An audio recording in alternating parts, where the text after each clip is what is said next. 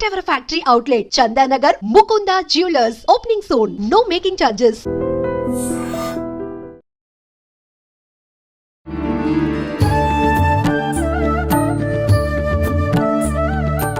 నమస్కారం, welcome to I dream. ధర్మ మార్గం విత్ విజిత కార్యక్రమానికి స్వాగతం. ప్రస్తుతం మనతో పాటు ఉన్నారు సౌర పీఠాధిపతులు హిమాలయ యోగి సద్గురు శ్రీ శ్రీ శ్రీ ప్రభాకర్ గురూజీ గారు. ఇప్పుడు వారితో మాట్లాడి మరిన్ని విషయాలు తెలుసుకుందాం. మనకున్న సందేహాలన్నింటినీ కూడా నివృత్తి చేసుకునే ప్రయత్నం చేద్దాం. హరి ఓం గురూజీ. హరి ఓం. ఓం శ్రీకశ్యపాత్మజం భానుం సహస్రకిరణోజ్వలం సర్వరోగహరం మిత్రం సూర్యదేవం ఉపాస్మే. ఓం శ్రీ గురుభ్యో నమః. చెప్పమ్మా. గురూజీ, సనాతన ధర్మం అయితే మనం ఇప్పుడు కొత్తగా మాట్లాడుకోవాల్సింది ఏమీ లేదు. సనాతన ధర్మం గురించి, సనాతన ధర్మం యొక్క ఆది అంతం ఎక్కడ ఉందో కూడా ఎవరికి తెలీదు. అంటే ఎన్నో వందల సంవత్సరాల క్రితమే ఉన్నది. కానీ ఇప్పుడు మనందరం కూడా ఎక్కువగా మాట్లాడుకుంటున్నాము. అంటే కొంతమంది యోగుల ద్వారా కావచ్చు, కొంతమంది అంటే ఈ మధ్య కాలంలో కొంతమంది సనాతన ధర్మం కోసం పోరాటం అని చెప్పి మాట్లాడడమే కావచ్చు, ఎక్కువగా వింటున్నాము. కానీ మనం ఆచరించే విధానం అంతా కూడా సనాతన ధర్మంకి సంబంధించింది. ఏం చెప్తారు దాని గురించి? అంటే సనాతన ధర్మం కోసం నేను పాటుపడుతున్నా అని చెప్పి కొంతమంది బయటికి వచ్చి వాళ్ళు చేసే చేష్టలు వికృతంగా ఉండి దానిపైన ఉండే గౌరవం పొయ్యేలా ప్రవర్తిస్తున్నారు కదా. ఎలా మనం సమాజానికి ఎలాంటి మెసేజ్ ఇవ్వచ్చు అంటారు దీని ద్వారా? సనాతన ధర్మం అంటే ఒక డెఫినేషన్ అంటూ ఎవరు చెప్పలేదు. ఈ సనాతన ధర్మం అనేటటువంటిది సంవత్సరాల క్రితం మొట్టమొదటిసారిగా టీవీలో హిమాలయాల నుంచి వచ్చి ప్రస్తావన చేసింది మనమే. ఆ తర్వాత సనాతన ధర్మం, హిందూ అనే మతం లేదని చెప్పింది యోగి ప్రభాకర్ని. అవును. పెద్ద పెద్ద సభల్లో కూడా హిందూ మత సమ్మేళనాల్లో కూడా వాదిస్తూ వచ్చినటువంటిది హిమాలయాల నుంచి వచ్చి యోగి ప్రభాకర్జీ. అప్పటి నుంచి సనాతన ధర్మం అనేది ప్రాచుర్యంలోకి రావడం సహజంగా మీరు చూస్తున్నారు సంవత్సరాల క్రితం నుంచే. అసలు సనాతన ధర్మం అంటే ఏమిటి అనేది దానికి డెఫినిషన్ అంటూ మనం ప్రస్తావన చేసాం. సనాతనం అంటే అది సృష్టికి పూర్వం ఉన్నదని, అధునాతనం పురాతనం అని రెండు పదాలు ఉన్నాయి. కానీ సనాతనం పురాతనం కాదు, అలాగని అధునాతనం కాదు.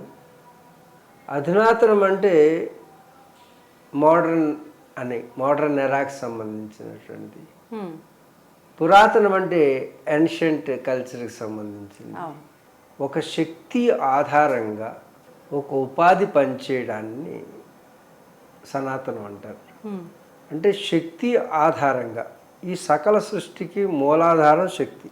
ఈ విశ్వంలో ఉన్నటువంటి అన్ని గ్రహాల దగ్గర నుంచి సృష్టి అంతా పనిచేయడానికి ఆధారమైనటువంటి శక్తి ఏ విధంగా ఆధారమై పనిచేస్తున్నాయో ఆ శక్తి పేరు సనాతనం. అలాగే మనిషి ధర్మం చేయాలి. మనిషి ఏది ఆచరిస్తే సనాతనం అవుతుంది. దోమ కొట్టడం సనాతన ధర్మం, చీమ కొట్టడం సనాతన ధర్మం. అంటే సనాతనం అంటే శక్తి ఎలా పనిచేయాలి. చీమలో ఉన్నప్పుడు చీమ పనిచేయాలి, దోమలో ఉన్నప్పుడు దోమ పనిచేయాలి. ఆ విధంగా చేస్తే అది ధర్మం అవుతుంది. ఇక కాల ప్రవాహంలో మనం చూసినప్పుడు సనాతన ధర్మాన్ని ఎలా చూడాలంటే, పరోపకారార్థాయ ఫలంతి వృక్ష అంటే ఏంటి? పరుల కోసం ఉపకారార్థమై ఫలాల్ని అందిస్తాయి వృక్షాలు.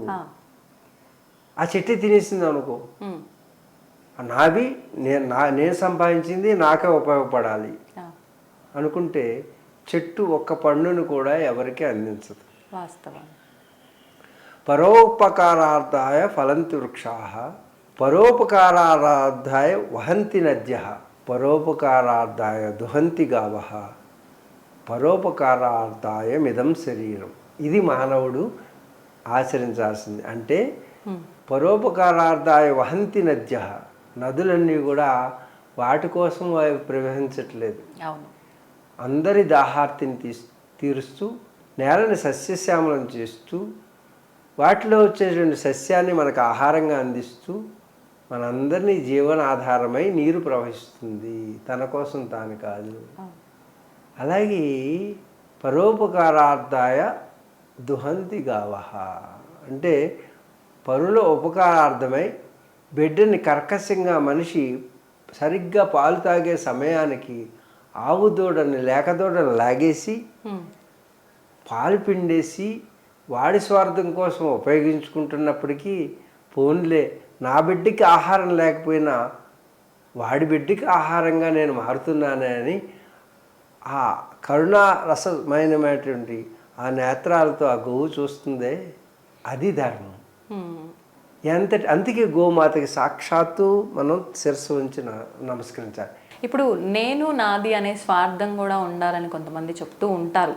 మరి అది ఎటువంటి సందర్భాలలో వర్తిస్తుంది అంటారు? ఇప్పుడు మీరు చెప్పిన దాన్ని బట్టి పరులకు ఉపకారం చేయాలి, ఎంతసేపు నేను నాది అనే స్వార్థమే ఉండకూడదు అని అర్థమవుతుంది.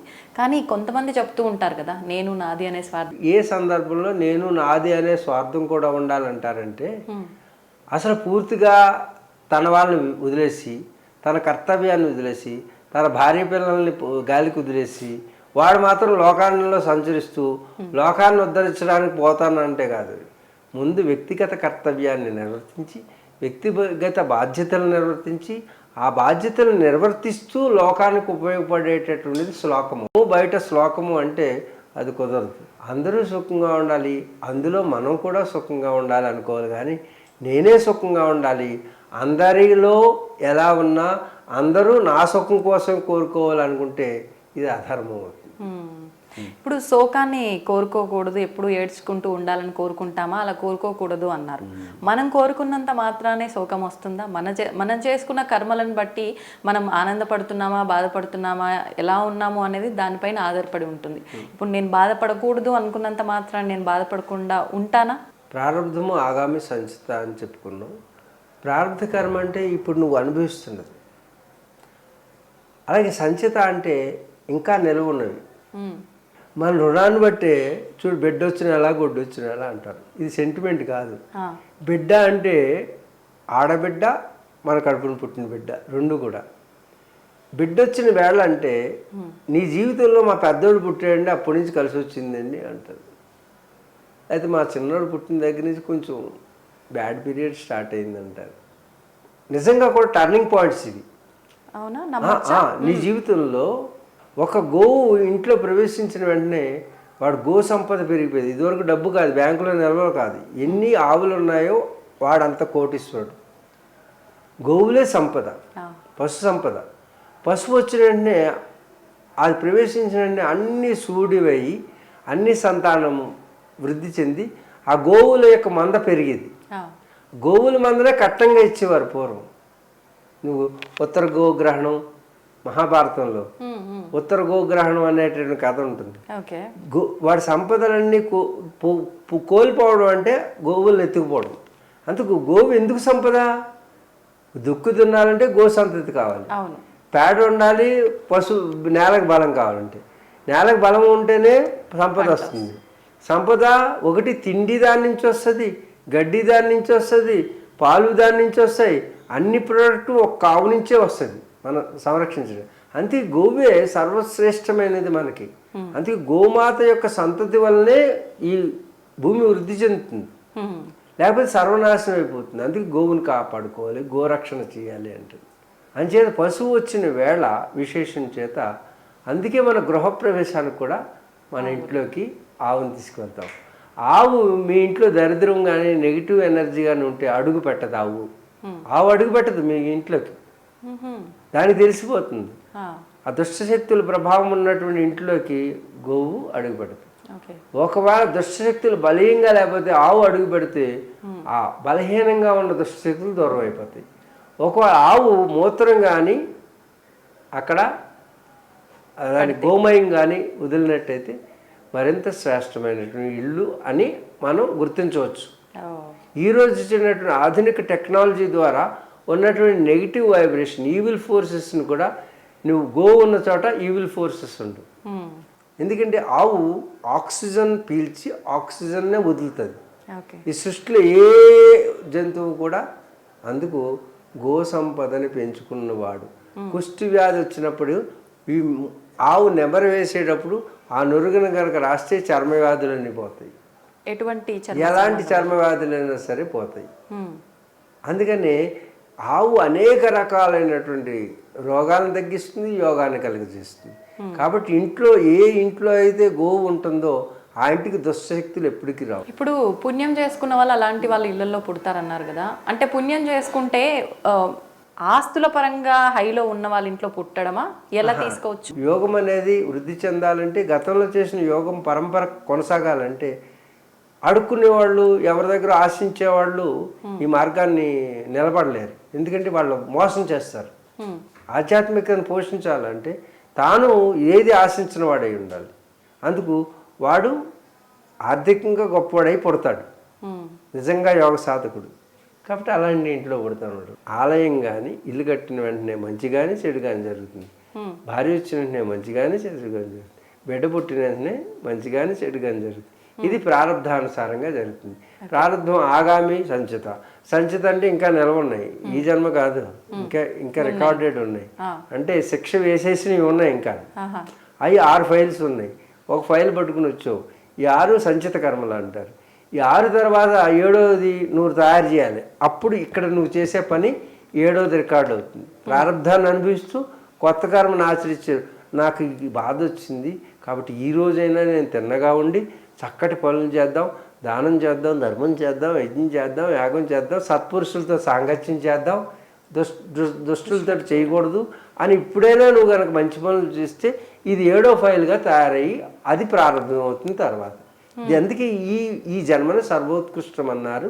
మానవ జన్మ సర్వోత్కృష్టం ఏంటంటే ఇది ఉభయపది. భూమి మీదే మాత్రమే నీకు ఈ 2 పుణ్యము పాపము క్యాలిక్యులేట్ అవుతాయి. భూలోకంలో భూర్లోకం, శుభర్లోకం, మహర్లోకం, జనలోకం, తపోలోకాల్లో ఎక్కడా పుణ్యపాపాలు, దేవతల పుణ్యపాపాలు ఉండవు.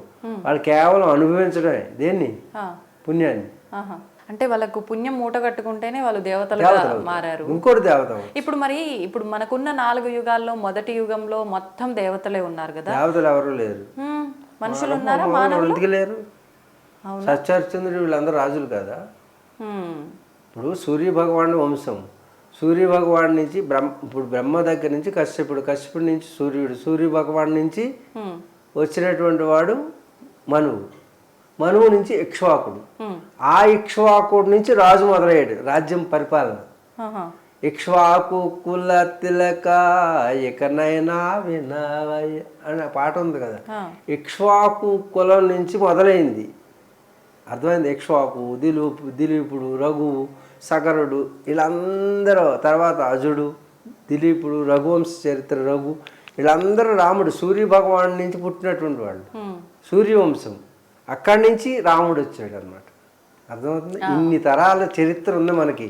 రాముడు పుట్టడానికి ఈ తాత ఎవరో నీకు తెలీదు, ముత్తాత తెలీదు. ఇప్పుడు రాముడికి తాత ముత్తాతలు కాదు, ఇప్పుడున్నటువంటి వాళ్ళు రాముడి యొక్క సంతానం ఇప్పుడు కూడా ఉన్నారు. అశోక్ గెహ్లాట్ వీళ్ళు కూడా లవకుశుల యొక్క సంతానం. ఇప్పుడు సెంట్రల్ మినిస్టర్ చేసినాడు. ఆల్ డిఎన్ఏ అదంతా వంశ చరిత్ర రాముడి దగ్గర నుంచి, సూర్యుడు భగవానుడి దగ్గర నుంచి ఉంది. ఇది భారతీయ సనాతన సాంప్రదాయం యొక్క విలువలు. కానీ ఆయన లోక కళ్యాణం కోసం మానవ అవతారం ఎత్తి ఇక్ష్వాకుడి దగ్గర నుంచి అందరూ దైవం నుంచి పుట్టినటువంటి ఈ లోకంలోకి వచ్చి మానవులైనటువంటి వాళ్ళు. మనం అందరం దైవ సంతానమే. భారద్వాజ గోత్రం అంటే భరద్వాజ మహర్షి యొక్క బ్రీడ్ డిఎన్ఏ. భరద్వాజుడికి ఏది ఉందో నీకు అదే ఉంటుంది. గోత్రం అంటే గో త్రాయతే ఇది గోత్ర. గోత్రం తెలియని వాడు సనాతనీయుడు కాదు, గోత్రం ఉన్నవాడే సనాతనీయుడు. గోత్రం లేదంటే సనాతనీయుడు కాదు. చూడండి, మన డిఎన్ఏ ఎప్పుడు పుట్టిందో దాని పూర్వోత్తరాలు ఆన్ రికార్డు ఉన్నటువంటిది సనాతన ధర్మం. కాబట్టి మన గోత్రం అంటే గో త్రాయతే ఇది గోత్ర. గోవు అంటే గోవుని, త్రాయతే రక్షించేటటువంటి గొప్పతనం ఉన్నటువంటి వాళ్ళు గోత్రం. ఎవరు? ఈ ఋషులందరూ కూడా గోవుని సంరక్షించారు. గోవుని సంరక్షించడం ద్వారానే వాళ్ళు సంరక్షించబడ్డారు. అలాంటి సంతతికి సంబంధించినటువంటి గోత్రం కలిగినటువంటి వాళ్ళు మనం. మొదటి యుగంలో మొత్తం ధర్మమే ఉంది 4 పాదాల్లో అంటారు కదా. మరి మొత్తం 4 పాదాల్లో ధర్మమే ఉన్నప్పుడు అక్కడ అధర్మం ఎక్కడా లేదు. అధర్మ మార్గంలో వెళ్తేనే మనం కొంత కర్మ మూట కట్టుకొని మరొక జన్మ తీసుకొని అది అనుభవిస్తాము. మరి ఇక్కడ ఎటువంటి అధర్మమైన కర్మలు చేయనప్పుడు మరుసటి జన్మకు ఎవరు క్యారీ ఫార్వర్డ్ అయ్యారు? ఇక్కడ అధర్మం ఎందుకు మొదలయ్యింది? అది ఎలా అర్థం చేసుకోవచ్చు అంటారు?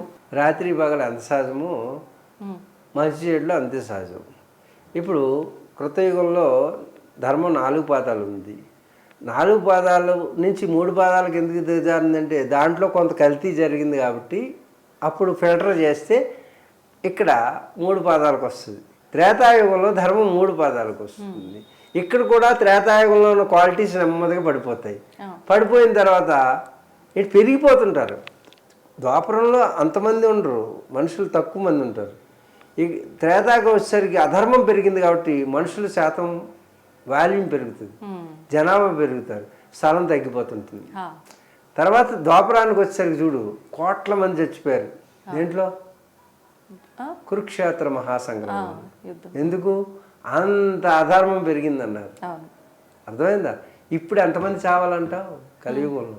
ఎలా తరిగిపోతారంటారు? విపత్తులు ఇప్పుడు జరుగుతున్న మెగా భూకంపాలు వస్తాయి, సునామీలు వస్తాయి, అలాగే టార్నడోస్ వస్తాయి, అగ్నిపర్వతాలు పగులుతాయి, ఉల్కాపాతాలు జరగవచ్చు, అలాగే యుద్ధాలు జరగచ్చు.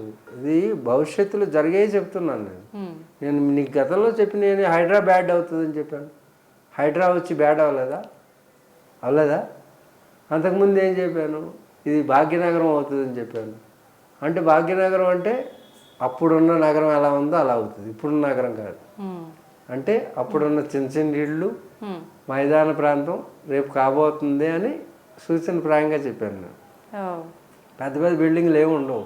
450-500 కిలోమీటర్ల వేగంతో గాలి వీసవచ్చు, వీస్తాయి అని పూర్తిగా చెప్పట్లేదు నేను. ఇవన్నీ కూడా జరగవచ్చు. అన్నీ అంటున్నారు. భవిష్య ప్రణాళిక మాకు ఉంటుంది. అంటే భవిష్యత్తులో ఏం జరుగుతుందో ఒక గ్రంథం ఉంటుంది అన్నమాట, భవిష్య మాలిక. ఇప్పుడు కరోనా వైరస్ లాంటి వైరస్ రాబోతుంది. 84 వైరస్లు ఇంకా వెయిటింగ్ చేస్తున్నాయి. 84. దానివల్ల ప్రమాదాలు ఉన్నాయి. ఇవన్నీ ఎలా ఉంటుంది? ఇది న్యాచురల్ ప్రాసెస్ అమ్మా. నీ పరిణామ దశలు అంటున్నాను. ఇవేమి పెద్ద విపత్తులు కాదు. విపత్తులు కూడా నీ పరిణామ దశలో ఒక భాగం. అంతేగాని ఈ విపత్తులు ఇంతకు ముందు రాలేదు, గతంలో రాలేదు. ఇప్పుడు మహాభారత యుద్ధంలో కోట్లాది మంది చచ్చిపోయారు. 18 అక్షముల సైన్యం దాంట్లో పాల్గొన్నవాళ్ళు. మిగిలిన వాళ్ళు ఎంతమంది? కోట్లాది మంది. అలాంటి షష్టగ్రహ కూటమే ఈ ఉగాదికి వచ్చింది. అప్పుడు మహాభారతంలో షష్టగ్రహ కూటమే ఇప్పుడు వచ్చింది. అంటే కోట్ల మంది చచ్చిపోతారు. చైనా అనేటటువంటిది 5% మిగులుతారు. ఇంకా నీకు 35 కోట్ల మంది మిగులుతారు ఈ భారతదేశంలో. ఎందుకు? ధార్మికమైనటువంటి ఒక వ్యవస్థ ఉంది, సనాతన ధర్మం ఉంది. అర్థమవుతుందా? చైనా 5% మిగులుతుంది. అమెరికా లాంటి దేశాలు తుడిచిపెట్టుకుపోతాయి, కానీ అమెరికా అనేది ఉంటుంది. అమెరికా తర్వాత మనకు సపోర్ట్ వస్తుంది. ఇప్పుడు ప్రపంచ యుద్ధం మొదలైన వెంటనే మన భారతదేశానికి ఎవరు సపోర్ట్ రాడు, ఒక్క ఇజ్రాయెల్ తప్పితే. ఒక్క ఇజ్రాయెలే మనకు తోడుగా ఉంటారు. తర్వాత జపాన్ వస్తుంది, మళ్ళీ రష్యా తిరిగి మనకు వస్తుంది, అమెరికా సపోర్ట్ వస్తుంది, లండన్ సపోర్ట్ వస్తుంది. ఇవన్నీ కూడా సపోర్ట్ వచ్చిన తర్వాత సనాతన ధర్మం మొత్తం ప్రపంచం అంతా వెళ్తుంది. 2032 తర్వాత మొత్తం అంతా సనాతన ధర్మం. ఏ మతం ఉండదు ఇక, ఏ మతం వల్ల ఉండవు ఇక, ఓన్లీ సనాతన ధర్మం ఉంటుంది. సనాతన ధర్మం అనేది ప్రపంచవ్యాప్తం అవుతుంది. భూమండలం అంతా సనాతన ధర్మమే అవుతుంది. ఇంకొక 7 సంవత్సరాల తర్వాత 7 సంవత్సరాల తర్వాత ఇది 7 సంవత్సరాల తర్వాత 32వ సంవత్సరంలో చైత్రమాసంలో శుక్లపక్షంలో చతుర్థి తిథిలో శుక్రవారం రోజు నుంచి 7 రోజులు రాత్రి పగలు వర్షం పడుతుంది అని భవిష్య మాలిక చెబుతూ ఉన్నది. అఘోరి గురించి మామూలుగా అసలు అఘోరీల సాధారణ లక్షణం ఏంటో తెలియజేయండి. ఇప్పుడు జరుగుతున్న ఒక అఘోరి గురించి మనం చూస్తున్నాము. వివాహం అని చెప్పి, శారీరక సంబంధాలు ఉన్నాయని చెప్పి రకరకాలుగా. నిజంగా అఘోరీలకు అలాంటి సంబంధాలు ఉంటాయా? ఎవరికైనా సంబంధాలు పెట్టుకోవచ్చు, సాధనకు అంతరాయం కాకపోతే. సాధనలో అంతరాయాలు ఏర్పడేటువంటి ఎలాంటి సంబంధమైనా అక్రమ సంబంధం అవుతుంది. కాబట్టి భోజనం చేసినా అది సాధనకు అంతరాయం కలిగితే అది స్త్రీతో అక్రమ సంబంధం పెట్టుకుంటే అంతో ఇది కూడా అంతే. కాబట్టి ఇప్పుడు అఘోర అనేది ట్రాన్స్జెండర్ అని తెలిసిపోయింది. అప్పుడేమో బట్టలు లేకుండా తిరిగింది అన్నారు, నేనేమో బట్టలు కట్టాను. ఒలువులు లేవంటే ఒలువులు. ఈ మధ్య నేను అదేదో అమ్మాయిని తీసుకెళ్ళారంటే నాకు 100 సార్లు చెప్పి ఆ అమ్మాయి నేను 3 నెలలు 4 నెలల నుంచి మాట్లాడలేదు ఎప్పుడు. ఎందుకంటే ఈ కాంట్రవర్సీగా తయారవుతుంది మీడియాలో అనేసి నేను ఇంకా వదిలేశాను. వదిలేసి తను ఏడుస్తూ మెసేజ్లు పెట్టింది నిన్న. పెడితే నేను మళ్ళీ మాట్లాడాను. బాపు అంటది, తండ్రి అంటది. మీ ఆజ్ఞ ప్రకారం నేను ఏం చేయాలని చేస్తాను, మీ మాట మన్నిస్తాను, నేను సొంతంగా నిర్ణయాలు తీసుకోను అని ప్రమాణం చేసిన తర్వాత నేను మాట్లాడాను. ఇప్పుడు కూడా మీడియాలో మాట్లాడింది. మాట్లాడితే ఏం చెప్పింది, మీ ఆదేశ ప్రకారం నేను ఎప్పుడు కూడా ఈ అమ్మాయిని దగ్గర చేర్చుకోను, అలా అయితే నేను మాట్లాడతాను. ఒక సాధకుడికి కూడా అమ్మాయి ఉన్నది అంటే అది లోకం హర్షించదు. నువ్వు పురుషుడివా స్త్రీవా అనేది కాదు. తల్లిదండ్రుల యొక్క ఆజ్ఞ లేకుండా ఎవరూ సాధన చేయకూడదు. తల్లి తండ్రి జన్మనిచ్చారు కాబట్టి ఆ తల్లిదండ్రులకు మాత్రమే హక్కు ఉంటుంది, గురువుకు కూడా హక్కు ఉండదు. తల్లిదండ్రుల యొక్క అనుమతి ఇచ్చిన తర్వాత గురువుకి తప్ప తల్లిదండ్రులకు హక్కు ఉండదు. ఇది అఘోరాకి చెప్పి ఆ పిల్లని అక్కడ అప్పచెప్తే నేను నీతో మాట్లాడతాను అని చెప్పాను. ఆ పిల్ల ఎప్పుడైతే లోకం అంతా కూడా ఇది తప్పు అంటుందో ఆ తప్పుని, ఆ విలువలను సరిచేయడానికి ఆ రోజు విలువలను సరిచేశాను, ఈరోజు విలువలను సరిచేసి మళ్ళీ అఘోరాన్ని కాశీకి పంపించి అక్కడ 3 రోజులు సాధన చేయించి తర్వాత మిగతా పనులు చేయడానికి వెళ్ళమని చెప్పాను. ఇది జరిగింది. ఇప్పుడు ఆ అమ్మాయికి హెచ్చరిక టీవీ ద్వారానే చెప్పించాను. ఆ అమ్మాయి తల్లిదండ్రుల యొక్క అనుమతి లేకుండా అఘోరా దగ్గరికి వెళ్ళకూడదు. అఘోరా దగ్గరికి వెళ్ళాలంటే తల్లిదండ్రులను తీసుకొని వెళ్ళి అప్పచెప్తేనే మాత్రమే యాక్సెప్ట్ చేయాలి అని చెప్పి అఘోరాకి చెప్పాను. ఇది జరుగుతుంది. మీరు కంగారు పడకండి ప్రేక్షకులందరూ. నమస్తే మాంజలి. ధన్యవాదాలు.